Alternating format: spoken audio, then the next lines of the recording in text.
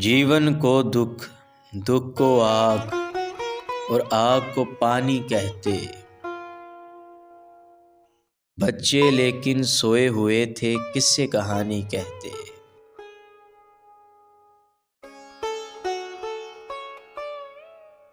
सच कहने का हौसला तुमने छीन लिया है, वरना शहर में फैली वीरानी को सब वीरानी कहते।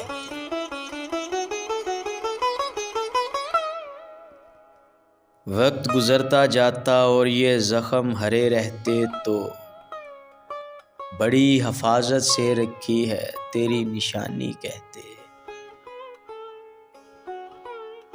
वो तो शायद दोनों का दुख एक जैसा था, वरना हम भी पत्थर मारते तुझको और दीवानी कहते।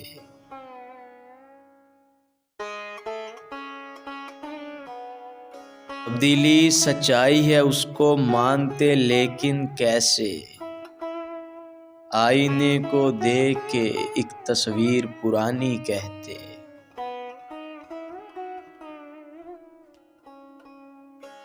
तेरा लहजा अपनाया अब दिल में हसरत सी है, अपनी कोई बात कभी तो अपनी जुबानी कहते। चुप रहकर इजहार किया है, कह सकते तो अंश